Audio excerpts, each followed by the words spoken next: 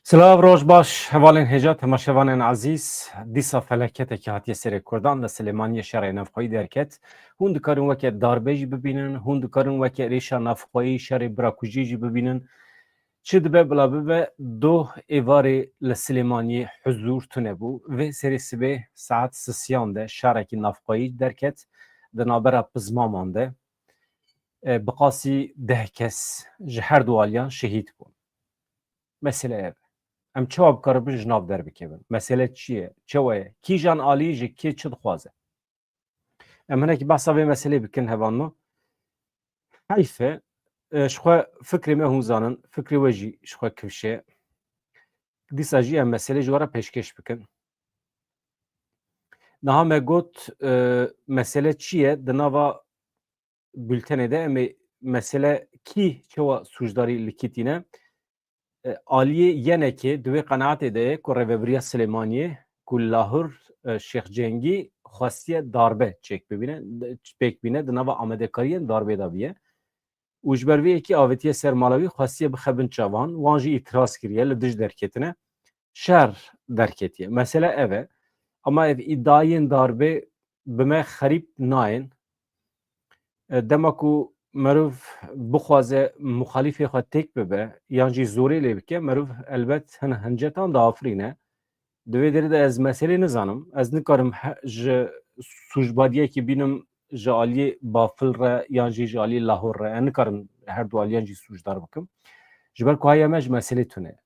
Divê merov bi detay hûrgulî li ser bisekine, hevpeyvînan çêbike û bipirse ka heqeten delîl îspat hene tune ne. Yani Lahor xwestiye darbe pêk bîne. Normal bi qasî ku em dizanin ji bo kesekî bixwaze darbe pêk bîne dibe di nava eskeriyê de be, di nava artêşê de be. Derdora xwe îqna kiribe. Hêza wî hebe ji bo bikaribe şevekî nişka ve darbe pêk bîne di nava rêveberiya siyasî de. Temam rêveberiya siyasî destê yenekê de ye. Pêşmerge hêzên eskerî jî di destê yenekê de ne. Lahor jî hatiye avêtin jî. Hatiye îxrackirin jî ji yenekê. Ji xwe re tevgerekî nû ava kiriye, ket hilbijartina jî. Ji ber vê yekê yani pir bi me mantiqî naye. Yani bi min yani îddiayên hewldana darbe. Êdî di bin wî de çi heye? Meselê aborî hene ne, tune ne, mesela desthilatariya siyasî çi qas heye? Elbet her tişt li dora desthilatariya siyasî digere. Ew rast e. Niha hevan piştî ku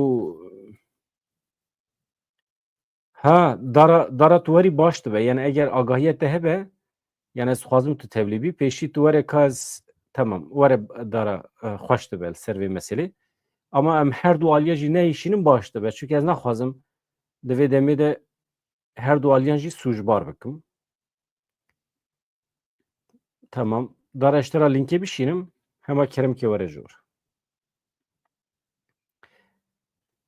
Heta tu hatî ez jî nûçeyê xwe pêşkêş bikim. Deng temame aliyê teknîkî. Hevan piştî şerekî 4 saetan ajot tê de çekên giran hatin bikaranîn.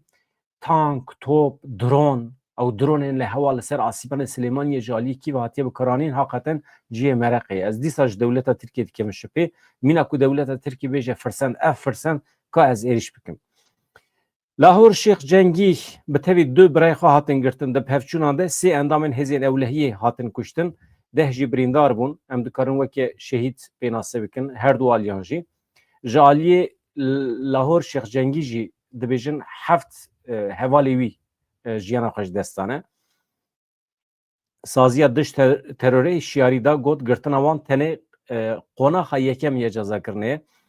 Piştî nêzîkî 4 saetan şer û pevçûnên dijwar yên li Lalezar Silêmaniyê şer bi girtina Lahor Şêx Cengî û bi du birayê wî endamê hêza dûpişk bidawî bû. Şer 4 saetan ajotiye. Bala we lê ye hevanno. Saet sisiyê berbanga îro dest pê kir. Dema ku hêzên ewlehiyê ji bo pêkanîna fermana girtinê çûn Lalezarê Lahor Şêx Cengî red kir were binçavkirin. Dema şer di dema şer de çend dron jî li asîmanê debaşanê ketin xwarê kuştî birîndar hene. Di encama şer de sê karmendên hêzên ewlehiyê yên yekîneyên cuda jiyana xwe ji destan e. ناسنامه وان هنه دارا لوی دری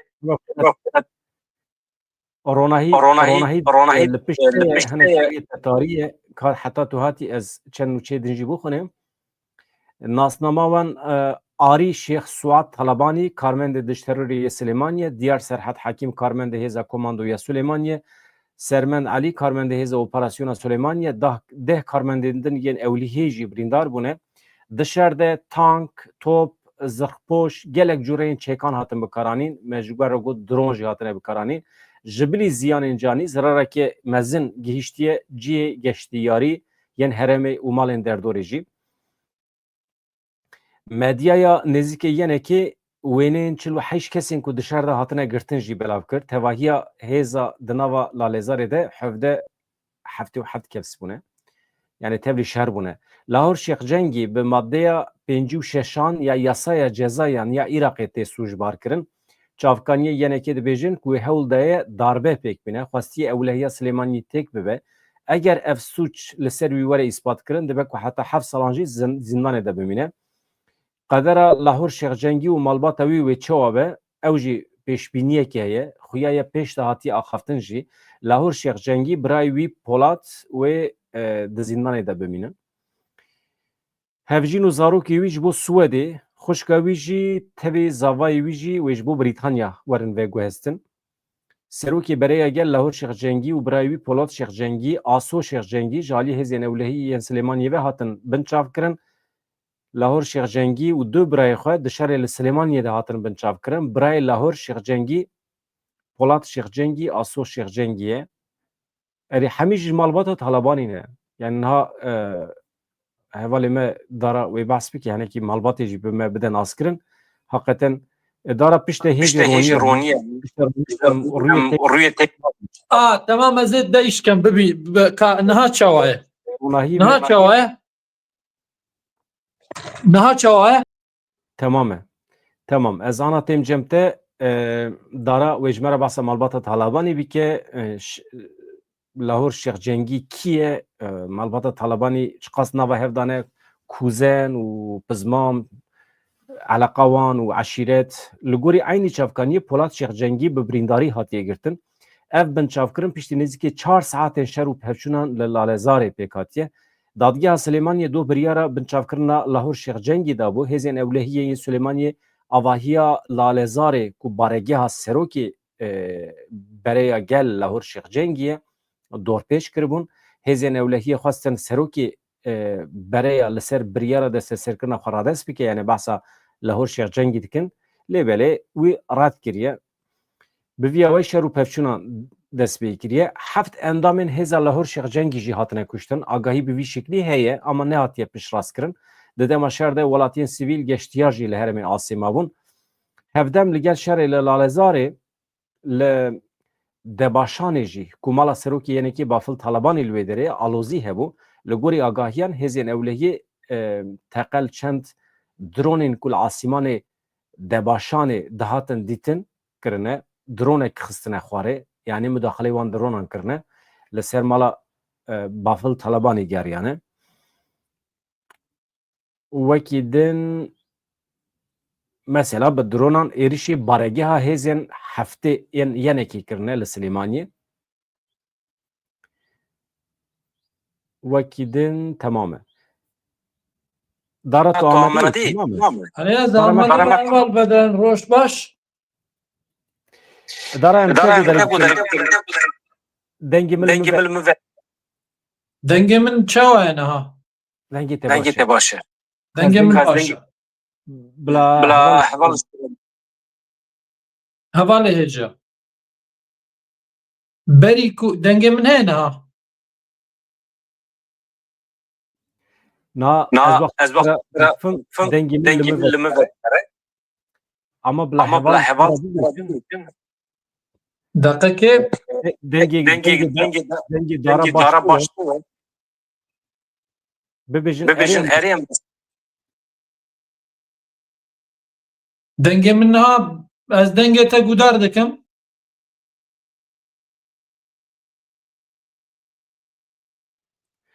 Tamam famkir dara. Tu Tu dereng dikebî. Divê tu derkevî weşana hindî bigrî dawî wisa bikevî. Baş e hema Tamam ez derkevim dîsa warim. Tamam. Yani senkrom çênabe. Di navbera axaftina wî û devî wî de senkrom çênabe ji ber ku weşana zindî hinekî cuda ye tavê jî lê xist hevanno. Niha heta ku dare were ez behsa vê destûra bingehîniya Tirkiye bikim hevanno. Niha ev komîsyona ku doh me behs kir me got heqeten rezalet e ji ber ku qedexeya Kurdî danî qedexeya Kurdî pêk anî di komîsyonê de ne hîç dayîkê me biaxivin. Li ser vê ez di wê qenaetê de me ez vê gotina xwe hema bibêjim derekî binivîsînin ji ber ku carekî ne dixwazim senê xweş bikim. Destûra bingehîniya Tirkiye çi qas demokratîk dibe bila bibe îmkana ku li divan şertên Tirkiyeyê de pêk were tune ye. Yani êdî min baweriya xwe ye ji bo guherandina destûra bingehîniya Tirkiye wenda kiriye. Ji ber ku ez ketim destûra bingehîniya Tirkiye hevanno çend madde hene heqeten nexirabin. Ama çima pêk nayê di pratikî de ji ber zihniyeta îro ya li Tirkiye, zihniyeta perwerdê, a civakî her cure. Destûr nade ku ev qanûn di pratikî de pêk werin. Tu tikarî Kurd û Kurdistan û azadî û her tiştî bixî destûra bingehîniya Tirkiye îmkana ku ev mantıqa îro pêk bîne tune ye. Min baweriya xwe bi mantıqa dewleta Tirkiye wenda kiriye. Ji ber vê îro mijara me Silêmaniyê, malbata Talebanî û şerê navxweyî rojekî din ez ê behsa ez ê madde behsa destûra bingehîn ya Tirkiye bikim. Tiştî xalên xweş de hene. Îjab nake me biguherîne jî ama tenê pêk were. Pêk nayê. Dara keremkê gotin ya te hema tu pêşî bûyerê ji me re bêje û paşî malbata Talebanî hinek bi me bide nasîn. Tamam. Niha deng baş e. Süper. Tamam. Hevalê hêje berî her tiştî dixwazim bêjim. Bavê Lahûr Şêx Cengî û bi Mam Celal re birane ama birane ji dayîk ve. Tu zanî ji dayîk ve birane ji bab ne birane. Tu fêm kir gila herkes bizane be. Yani Pavel û Qubat dibin pismamê Lahûr Şêx Cengî û Polat Şêx Cengî û Athor Şêx Cengî ama wana bavê Şêx Cengî û yani bapîrê Lahûr û evêdî dibin ji bab ve ne birane ji dayîk ve birane. Tamam, bir herkes bizane be. Ama tiştî herî mühim hewa Çi ji hev dixwazin. Çawa? Çi ji hev dixwazin. Tamam, çîne ser vê meselê. Niha piştî ku em tiştek wana re problemek tune bûye. Kesî herî nizîk ya Mam Celal Araş Şêx Cengî bûye. Tu zanî Araş Şêx Cengî û malbata Şêx Cengî li derdora Mam Celal bûne. Tu zanî? Yani ti problemê wana berê tune bûye. Heta Mam Celal nexweş ket. Tu zanî? Dema Mam Celal nexweş ket 3 sal bûrîn di wî demî de. Piştî ku Mam Celal nexweş ket li nexweşxane bû wê çaxê û yên dinên wekî Kosrad Resul û hinek jiyê nav hizb de dixwastin tasfî hesabê hizbî bikin berî ku Mam Celal bimire. Tu fêm kir? Lê Lahûr Cengî ez te re bêjim Lahûr Şêx Cengî rê neda vê yekê. Yani bi rastî jî yeketî parast. Tu zanî? Çi kir? Lahûr Şêx Cengî tasfiya wan kesan kir ê xwastin yeketî perçe bikin piştî Mam Celal. Tu zanî? Yani rê neda wan ne wekû bi şer û buwana rê neda wan wî karî cêbicê bikin. Lê paş re çi çêbû? Pavel li Britanya bû. Çi care ne vegerî bû Kurdistanê. Pavel û Qubat zibrîn Kurdistanê wê çaxê bi wî awayî çêbû îdî Mam Celal çû ber dilovaniya Xwedê. Baş. Li piştî wê derê de îdî vî awayî kongreyek yenekê çêbû. Kongreyek yenekê ev bû 5 sal. Kongreyek yenekê çêbû li wê derê li kongre yenekê piraniya yenekê dengê xweden Lahûr Şêx Cengî. Yani Lahûr Şêx Cengî di nav yenekê de bi rastî jî karakterekî pir mezin bû. Tu zanî?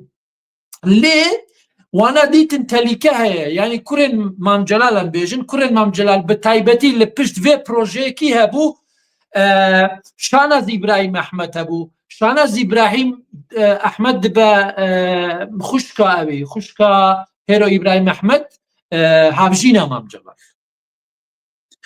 یعنی بڤی ئاوایی چێبوو پرۆبلەم لەبێ پرۆژێ وانە لاهور شێرجەنجی تەلیکە سەرخوادیتن یعنی مخابن دناف هەموو وڵاتانی ئیسلامیدا هەیە دناف کولتورە موسڵمانەدا کورد ji بۆ باب ji بۆ کورد یعنی باب چوو ئەگە کورد شتێک ژی نەبە کەسێک ژی ناس نەکە سیاسی ژی نەبە گەرە کوڕەوی بێ جێوی یعنی دوی ئاوایی فکرین یعنی ئەو پرۆبلەمە دنابەرە لاهور شێرجەنگی بابڵ تاالبانیدا دەرکەت دوی ئاواییدا دەرکرد دوی زیێنیەتێدا دەرکەت یعنی Tamam. Em warin do şev. هەشتێ تەموزە 2021دا دەهشتی 2021دا وانە دەربەک چێکرد پاڤێل تاالبانی دەربەک چێکرد بشێخ ئەوێدا بشێخ نابێوی بیرا من چوویە یعنی یەکی جوانە فەرمانداری عسکەری دەربەک چێکردن وانە دەربەک چێکردن لە ماڵە تۆقە ماڵە شێخ لاهور گرتن دەردۆرە ماڵە شێخ لاهور گرتن و بچەند مەها نەهێلان لە ماڵ دەرکەوە توزانی بۆ حتا تو بێ ئیمزا بکی کو پاڤێل تاالبانی سەرۆکێ یەنەکێ زانی ها پاشکێ لاور شێخجەنگیاف قبول نەکرد لێ هێدی بهێز بابێل تاالبانی ئێکو بە شێخ لاهور جەنگی رابوون ئانین ئەندامێن مەکتەبی سیاسی ئەندامێن سەرکردایەتی و کەسێن باندۆر دناو یەنەکەیدا هەموو تۆپکردن و هەموو پێ ئیمزاکردن کو پاڤێل تاالبانی سەرۆکە یەنەکەیە تشتێک بنابێ هەف سەرۆکی تنە دناو یەنەکێدا زانی ئەف چێ بوو پشتی وێدا مداخله هاتکردن دا عالیە مەسەلەن تەفگەرێدا ji ber ku لاهور شێخجەنگی کەسێکی پر نێزی تەفگەری ئاپۆجی و ئاریکاری دکردن و ئاریکاریەکی مەزندا ڕۆژاوای کوردستان وێ چارەی مەزلوم عەبدی هات سولێمانیە و ئەوێژی دا قەندی لەژدا چوون لێ دەرێ ئەس وەکی ئەس مەهایژی هەیە هەبال مراد قەلایران چوێ دەرێ یعنی بەر ئاوایبی ئەف پرۆبلەم ئەو کردن کو ئیدی شەر چێنە بە لێ دەرێ شکوێ چاخێ ئەگەر شەرچێ بوو باە بڕاستیژی ئەسکارم بێژم و لاور شێخجەنگی توکاری کۆنتترۆلە یەنەکە بکە وێ چاخێ ئەمە نەکرد بەر ئاوایی وا هات مەسەلە بوو ئێدی لاور شێخجەنگیش یەنەکە قەدیە وشخۆرە پارتیەش چێ کرد لێ دیسان دەژوێ بەرنەدان پاڤێل تاالبانی وێنەکە و برێن مدیایە خۆ حتا ئیرۆژی پێبە دگۆ ئەو پارەی جەمیە ئەو تشتێ جەمیە گەرەژ مەڕە بزڤرینە یعنی بە کورت و کرد ماسی دگۆیان تو هەری بزبری ئەوروپا یان ژێمێتە تەسفیە بکەن زانی ئەمە چێبوو حتا دوێ شەوێ بەهێز چون سەر ماڵاوی ji ber ku ئیدی لێ دەرێ تشتێکێ هشیار بن یعنی ئەلڤر مهم تشتێ چما divê ڕۆژەدا ئەف چێبوو لێ دەرێ بەری 5-6 هەفتا یەنێکێ و قەدە پێ لە هەفکردن زانی لەناو خوادا یەنێکێ قەدەخێ لە هەفکردن کو ئەو تەسفی حسابە سولێمانی ئالیا مەسەلەن دژێرا دەبێژن زۆنە سەوس لێ دەرێ تەسفی حسابێ نەیارێن یەنێکێ بکە کەس دەنگی خۆ نەکە زانی ئاوای لە هەفکردن یعنی یەدنێژی هەیە خاڵێک دژی پر مهمەیە گەر ئەم بزابین بەلکی تشتێکی دی یەنێکە بخۆ بە ئالیە ئیرانێ بە نزیک و حەلاقەدار بوو ژەوەر هەر کەس بێ کەزانی سنوورێویژی بە ئیرانێ ڕاهەبوون و بە پارتیên ئەوێرە بە پارتیên شیعیرە لە بەغدایە دەستێوانە خورد بوو تێکەلیێوانە خورد بوو لێ پشتی ئیسرائیل لە ئیرانێ خست زانی یەنەکەش خوا ترسەکەتە ناو دلەویدا بوو گەرە خوال ئیرانێ دوور بێخە لێ تشتێکی دی پر مهمەیە و ئەز وەکو خوا دبینم ئەوە کوونەها بەلکی ئەس دوو سیناریۆ هەنە لێ دەرێ سیناریۆیەکە ئەوە بەلکی ئەمریکا و ئەوروپا و ئیسرائیلێ لێیانەکە لە هەف کردبی و سنوورên ڕۆژهەڵاتی کوردستانê li ser îranê veke ku Partiya Rojhilatê Kurdistanê êrişî îranê bikin mudaxele neke tu zanî li vê derê de yaneke dibêje temam em ê ew xwastekê we pêk bînin em li vê derê şê gir ez tasfî hesabê neyarên yenekê bikim li Aliyê Sulêmaniyê ev yek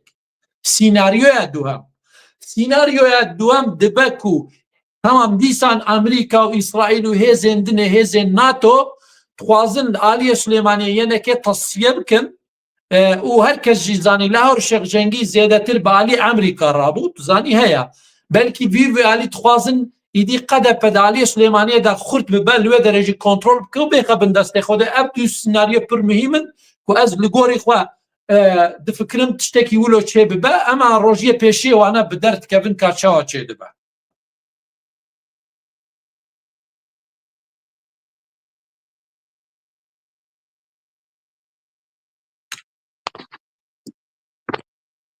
ئەس دەنگێتە نابیستم هەڤال بەدران مگو دبه کو ددمین پیش مده اف شر جنوبا گش ببه و دناوا ملت کرد شر نفخوی هبه اف ببه کین و شر خوینی دنابرا بزما مانده ئەس دووڵۆ نافکرم ji ber ku eger ku dema 8 Temmûz 2021 wê çaxê destê Lawur cengî xurtir bû temamî hêzên pêşmerge yêyenekê bi Lawur Şexcengî rabûn asayiş bû rabû û niha ew komandayê ew koma ew hêza dija tîrorî îşev êriş kiriye ser Lawur Şexcengî vane hemû dibin kontrolê Lawur Şexcengî dabûn eger wê çaxê bikir bayet dibû ama îro nikare îro kesek li derdora wî hêzên eskerî hêzên kesên siyasî navyenekî bi bandor li derdora Lawur Şexcengî nemane kesek nikare tiştekî wilo çê bibe dizanî ama bi rastî jî ez wilo difikirim yanî Lawur Şexcengî tê tasfiyekirinî ama kuvveta wî hêza wî hebû ku ew qas were tasfiye kirin ya Pavel Talabanî na ew hêza ku tu dibê tê tasfiye kirin ya Lahûr e ne ew na ew berê bû ez behsa beş 2025 dikem yekem derbê dikem ez behsa derba yekemê dikem na tu îro na ê min tişta ku me eleqedar dike duh bi şev darbeya ku çê bû ew jî şerê meseleya îxtidara siyasî ne tamam iktidar siyasî rasta ew jî iktidara siyasî ji ber ku ew li kesatiya Lawur Şexcengî ditirsin yanî ji ber ku Pavel Talabanî em rastiyek bibînin ew însanek ne siyasî li Ewropa mezin bûye li Brîtanya çend sal zivriye Başûrê Kurdistanê yanî heta gotinê xwe jî zimanê Kurdî jî hêj wî ne baş e tu zanî ji ber vê yanî kesayetiya wî yanî karizmatîk nîne mîne Lawur Şexcengî li vaya ditirsin tu zanin dixwazin Lawur Şexcengî tasfiye bikin çi xasî Lawur Lahûr çima di hilbijartina de dengekî bilind bi dest nexist madem heval hêja rastiyekê Lahûr ew helbijartinê hûn behs dikin tiştek niye binavî helbijartinê li ew li Iraqê li Başûrê Kurdistanê ku heye welatên cîhanî û welatên wan müdaxele dikin li gorî xwe vê ew dikin yanî ew kursiya çê dikin yanî ev ji bo te ew ji bo wî ew ji bo wî tiştî wilo heye formalîte ne formalîte ne berî ku gotin yanî berî ku hilbijartin çêbe dewleta Türk müdaxele kir dîranê müdaxele kir û Lawur Şexcengî ji ragor belava kir ew deng dibêje egerek tu piştgiriya me Îranê bikey tu dengekî baş tînî piştgirî nekî tu dengekî nayînî ji wir û pêve niha yek ji çavê dunya alemê li ser me ye dara dewleta Tirkiye ev demekî ye dixwaze Silêmaniyê têk bibe qedexeya firîna balafirgehê û bêtesîrkirina balafirgehê û heta çapemeniya Tirkiye îdia kir ku dewleta Tirkiye plan kiriye bafil ji holê rake suîqas pêk bîne li hemberî wî heta hin kesan rewajî nîşandan gotin heqê dewleta Tirkiye însanekî piştgirî bide terorê em dikarin tune bikin yani wekî endamekî PKK nîşandan divê manê te dibêjim îja rewşekî wisa de şerê navxwayî derketiye ev çawa bibe ji bo îmaja me ya li cîhanê ji bo milletê me zerarekî çawa wê bide ev bi rastî jî heval bedran em rastiyekî bizînin min tu got dû rê hene li vê derê yek Tirkiye Amerîka NATO Brîtanya wane dixwazin bi temamî Silêmaniyê ji bin destê yenekê derbêxin bêxin bin destê QDP ev yek ihtimale dinê min got ew e ku Amerîka û İsraîlî wane bi yenekê li hev kirbî ku wa snûra valeka ji Kurdên Rojhilatê Kurdistanê ji Hizba Demokrat Pijak an jî hêzên dinê hene wekû koma li hêzê wan xurtê li aliyê Silêmaniyê ne yanî ji ber yenekê çend sala çalakê xwe nekirine lima jî yanî ev ihtimal jî heye êdî yeneke jê xwasiye ku tasih hesabê nav ew ji berên yenekê bike ev dibe jî yanî ama destê Tirkiye jî dibêjim yanî bi rêya dinê belkî sedî sed têda heye yanî bê Tirkî nabe nameşe ne mimkîne ji ber ku Tirkî pir êdiz e bi taybet bîra neke li Lawur Cengî pir êdiz e ji ber ku di piştgiriya herî xurt ê ku Rojavayê Kurdistan kir Lawur Şexcengî bû paşê bîra meke ew dostaniya Amerîka çêbû li şerê Kobanê yanî û bi rêya Lawur Şexcengî ev di nav tevgera me de li Rojavayê Kurdistanê çêbû ev têkelî Armanc vê derê Armanc mamoste merheba bi xêratî çawa مگو آرمانج سلاو دشینشترا و پشگیری داده آخفتنا تا شیروواته آرمانج هنرمند آرمانج دوی معنی gelek spas ev rastiye yani gelek heval şiruvatet acibinin naha tu zanî mesele çi ye dara tam divê demê de ku statûya me tê nîqaşkirin di qada navnetewî de me jî got li hember dunya alemê em îmajekî wisa bidin ku hêza me ji aliyê siyasî ve heye em dikarin xwe bi xwe bi rêve bibin em dikarin yeketiya xwe çê bikin bi rêyên demokratîk em dikarin pergalekî ava bikin di nava xwe de wekeviya jin û mêr wekî Rojavayê Kurdistanê niha ev zirar nade îmaja me di qada navnetewî de xelkê bibêje ya Kurd nikarin bajarekî bi rêve bibin ew ê çawa sibê dewletekî bi rêve bibin hevalê hêja ev bi rastî jî karekî pir xirab e ev karekî bi rastî jî yanî tê wewete ez wekû xwe dibînim yanî heman zihniyetên welatên Ereb e zihniyeta welatên Müslûman e ku bira ser desalatê ser îxtîdarê xwe qebûl nakin hevdû dikuşin destê hev diçe xwînê hevdû da mîna mesela Tirka jî gelek tarîxa wan de serdema Osmaniyê ji dewlo bûye yani bi rastî jî îmajekî pir xirab e însanek li herêmekî wilo ew xas dijminê me hene em dixwazin dawa serbexwebûnê dawa dewleta Kurdistanê dikin li dibûyî awayî ketin nav hevdû dikuşin yani ew hêza çûyî mêska ew hêza duhî şevî Pavel Talebanî şandî ser Lahûr Şêx Cengî ew hêz dikare hemû Kerkûkê ew aliyê ketiye bin destê Ereba de hemû ji xwe re bizivirîne yani zanî em bi rastî jî karekî yani bi rastî ez bêjim bê pêçûpena ez bêjim karekî bêexlaq jî ku artêşekî wilo mezin dije teror komandos asayîş polîs pêşmerge bi 10,000 tukarî da herî şengalê heta diçe xaneqînê bi Kerkûkê wane ew ku bin destê hêzên Iraqê tu hemî vî hêzî bigirî yani zanî ev ê îmajekî herî xirab e zanî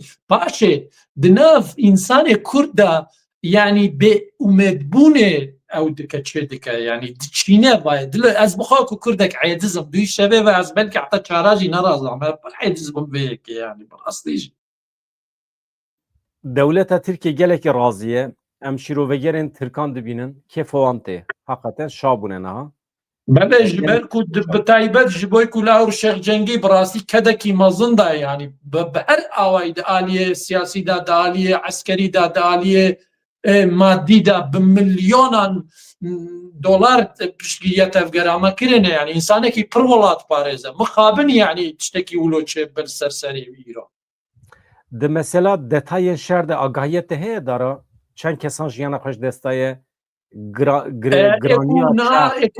jiyan ji destayê 4 kes jiyan ji destayê 8 kes birîndarin û birayê Lahûr Şêx Cengî Şêx Polat ku serokê dije tîrorê berê yenekê bû xwe serokê dije tîror bû ew jî birîndar bûye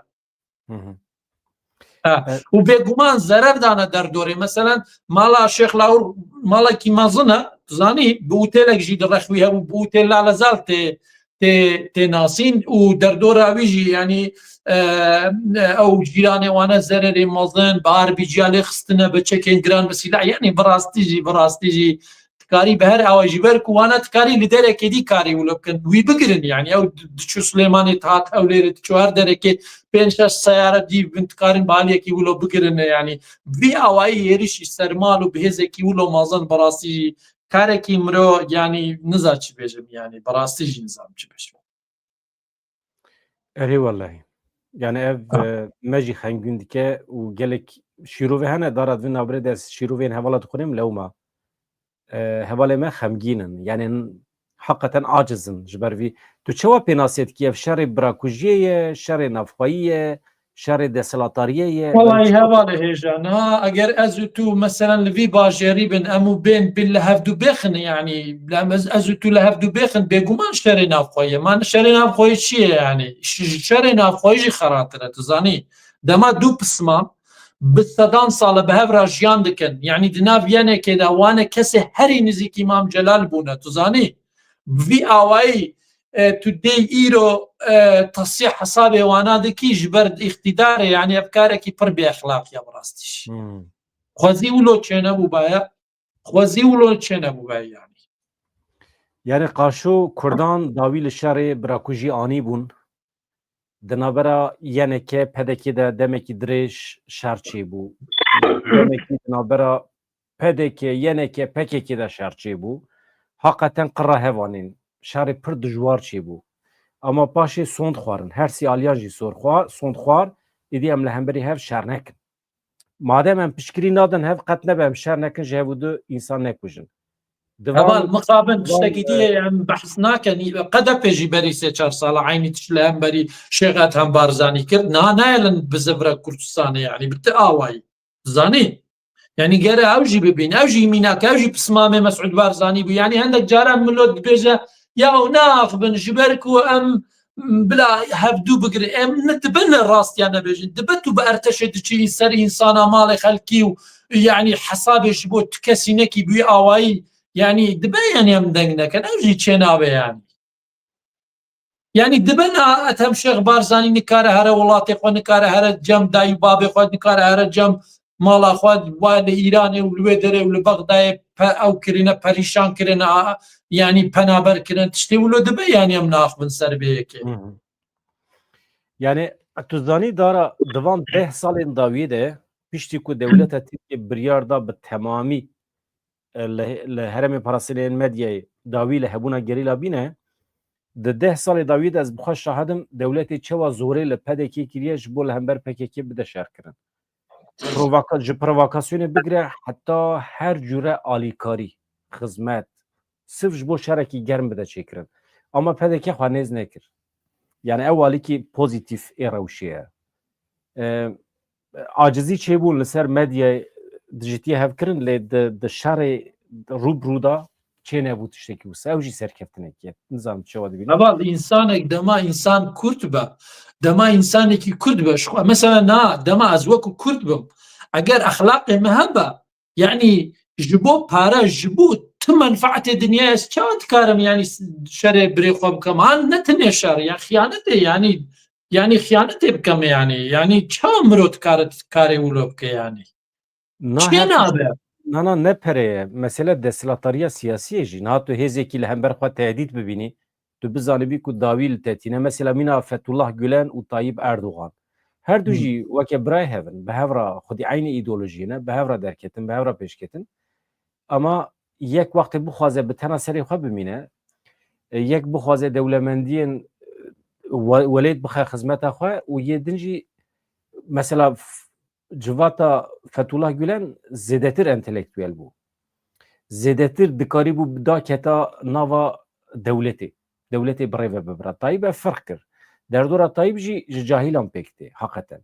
Çi kir bi zora askeriyê ew bertaraf kirin. Xilas kirin dawî li wan anîn çünkü tirsiya. Tirsiya ku temamê dewletê wê bikeve destê wan. Mesele ew e ya naxwaze desthilatê par veke bi birayê xwe re. Tamam ama mesela yani demokrasi tune insan zihniyete insanın halkın Müslüman da velatin roşalatın nabin da zihniyet yani mesela ne tu dibini filan da partiye de 5 sala da hatiye da salat girke de iro eve preve bere 5 sala tune bu ya parti yani partiye her imazın bir sadan sala ev devlet ava kirine reddeden wana ben devlet akab reve ben yani ev jiborçi zihniyet an zihniyeteki demokrasi xwaza bawer yawan be bu ek heviye bratiye yani tuzani mantıqa demokrasiye çawa di nava Kurdan da bicih dibe ev meselekî pir mühim e. Niha çavê me ser Rojavayê Kurdistanê ye. Hakikaten Rojava di ezmûnekê de derbas dibe, di îmtihanê da ye. Dibe xwe îspat bike. Sibê du sibê helbijartin çê bibe ka em binêrin li wê derê partiyekî siyasî ya nû ku di şoreşê de cih negirtiye. Eger bi ser bikeve mesela. Gelo desthilatariya îro wê rê bide ev partî were ser hukm. Mesela ew jî problem e. Belkî sibê ew jî bibêjin di şoreşê da em xebitîne. İdeolojiya me bi serketiye. Me aniye heta îro em rê nadin kesekî din. Yani tişt ev mantık kengê ji nava alvir çê dibe problem vir dest çê dibe dema rêne da wê çaxiyê îdî her tişt xera dibe. Mesela ez wekû xwe Rojavayê Kurdistanê mîne umêdek dibînim ez pir hez dikim ez heta îro wane siyasetê em tiştek siyasetê wan hez nakim Rojavayê Kurdistanê misala Muslîmî ji ra gotiye li rojhilata navîn وی ئاوایی وی دلپاکیژی نابە هەندە جارە تزانی مەدید لە من بجێت تزانی دلپاکیاوانە و خاژی بۆیک و هەندە تشتە دالی هەندە شتا پر شاشێکی مەزنە گەرە تو گەلێن ڕۆژهڵاتە ناوی تو گەلێ وێ دەرێ بناسی زیهنیەت ئەوانە بناسی مەسەلەن تو دەتی لە ڕۆژ لە من بجێت چێ بۆ ئەو سەر دلپاکیامە کووردا چێ بوو تزانی ڕاستە دارە ئەم داوی بەرنامە بینن ئێمە تەمامە مەخواست ئەم دەربارەی سلێمانیە دەوسە ئاگاهیان داوی پارێ بکەم بە هەڤەڵارە ئەگەر تو دەرەقێ vê komisyona meclisê de tiştekî bibêjî zimanê Kurdî qedexekirin muheqeq nehatu jî tijî bûyî li hember wan. Yala got namin dawî ew ez xwe min berêsî gotiye min baweriya min ebed bi Türk tune yani baweriya min bi dijminê min tune ez wilo difikirim dijmin tu care nabî mirov pê bawerkeya yek du dema tu bêjî ez aştî dixwazim deba tu bêjî em ê ew welatê bibin bira binav hevdem jiyan bikin tu çarê nadî daykeke ku hêj Tirkî nizane biaxvat zanî ev însanekî Kurd be herkes be bûrînin baweriya wan bi van însanek keştera tu dîmokrasî û aştî û wek heviyê pêk bînin ev şaşekî pir mazin e zanî li ber wê jî yanî belê tiştê wane naxwazin tune dixwazin hendek ji bo yani belîn Erdogan siyaseta wî herkes yani 24 sal Erdogan nas neke tu qet Erdogan nas nakî AKP nas nakî dixwazin vaye ermancekî wane heye heta digen wê derê îdî xelas şeqeke di tew di mêzê û di aştî û di birayetî û di her tiştî dabêjin wane bi Fethullah Gulen hatin tedî mîna xwe jî bi eskir wane bi Fethullah Gulen di nav yek canî dabûn yek xwîn bûn yek ew bûn çanî serê hevdû lima jî bi rastî baweriya min bi aştî maştî bi dewleta Türk ebed tuneye em berdewam bin ew hêzame bi navê aştî û bi navê dîmokrasî bi navê birayetî çend salan bikartînin heta nema ji bo Kurd û Kurdistanê em dikarî nîvê Kurdistanê ji bi aliyê xwe de bikişandibaye zaten gelê Kurd jî vê dixwaze ez wekû Kurdek bî dixwazim çêrim biratiye çil biratiye bikim biratî çê nabe tiştek bi nêvê din tuneyê bi navê biratiye gelek spas ji bo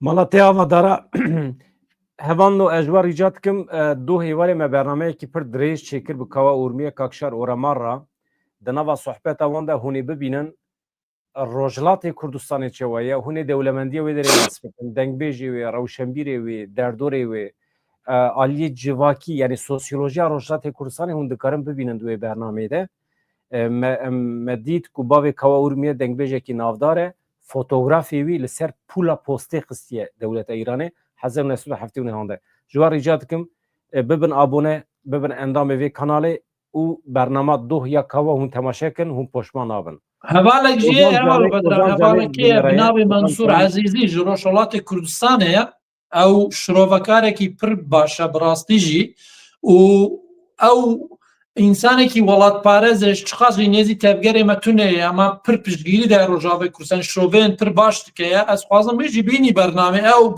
zarabeyek soranî daha xwar car dibêje Mansûr Ezîzî Mansûr Ezîzî tamam ez na hemî hevalên min ên hunermend ku tên bernamê Kakşar Oramar eyar dike ew bi wan re dikeve tekîlî Kakşar eger me godarî ez ê bibêjim jêra bila bîne ew bi rastî jî heta ew ê jî meselen TV û televizyonên Başûrê Kurdistanê pir wî dawet dikin Kanal Heşt Zoom Rûda wane pir ew dikin şirovê pir başin însanekî pir welatparêz ez yanî di aliyê fikrî de em li hev nêzînîn yani bi rastî jî însanek welatparêz e Ozan Canî jî soz daye me ew ê şevekî saet 21 de êdî ji vir û pê ve saet 21 şevê ji bo hunermendan e heqeten em ê bikin kevneşopiyekî di bernama xwe de bila bibe wekê şevbêrk Ozan Canî jî soz daye me ew ê were em ê sohbet bin dest bikin hevan ve xatir ji we bixwazim dara Malatya wa wisa pir kêfxweş bû hatî tevlî gelek spas gelek spas bêhviya rojên xweş azad dem baş der çava serserê